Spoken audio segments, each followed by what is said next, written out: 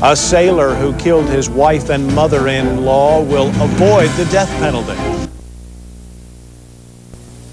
A Pearl Harbor sailor will avoid the death penalty for killing his wife and mother-in-law last June. 32-year-old petty officer David DeArmond pled guilty today to the charges of voluntary manslaughter and murder. His wife, Zalehah, and mother-in-law, Sania Abdul Ghani, were killed in their home at Pearl Harbor Navy housing. In exchange for the plea bargaining, prosecutors won't seek the death penalty. The victims' friends and family are outraged. DeArmond's deal allows him to serve no more than 30 years. If you think logically, it's like, you kill somebody, and then it's not one, it's two lives. DeArmond also pled guilty to abusing his wife's corpse after hitting her head with an iron skillet, and admitted to stabbing his mother-in-law with a kitchen knife.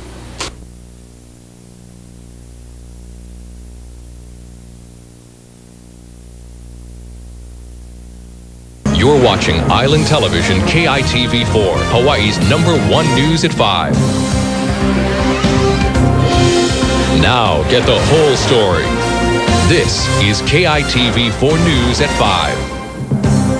Advocates for women are unhappy about a lenient plea agreement for a Pearl Harbor killer. Kind of another instance of minimizing the seriousness of the violence.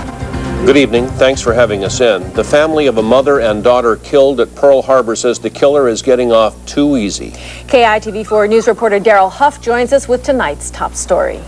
Thanks, Pam. Petty Officer David DeArmond pleaded guilty yesterday to voluntary manslaughter and intentional murder for killing his wife with an iron skillet and his mother-in-law with a knife. His plea agreement with military prosecutors limits his possible prison time to 30 years. The victim's family is outraged.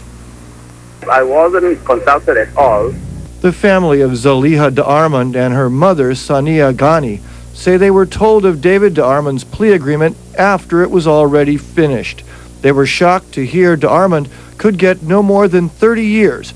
They are from Singapore, known for its strict judicial system.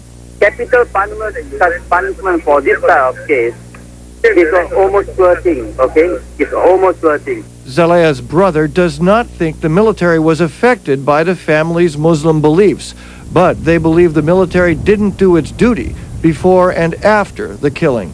I think this is a failure of the system to take care of its people. Advocates for women agree. It's kind of another instance of minimizing the seriousness of the violence. Muslim friends of the victims do wonder if the case would have been treated differently if the victim were, say, an admiral's daughter. Would the admiral be happy that they were reaching this type of an agreement? I don't think so.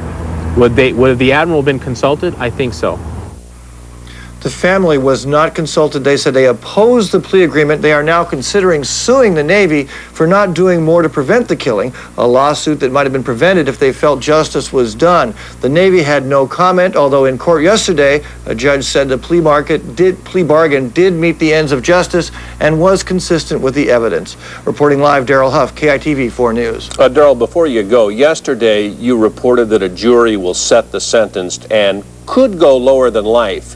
Could they also go lower than 30 years? Yes, they could, Gary. That's the other thing that has people angry. The plea agreement also lets the defense use evidence that wouldn't usually be allowed in court, and we're expecting an attack the victim type of defense, where DeArmond will make allegations against his dead wife to try and justify his actions. Thank you, Daryl.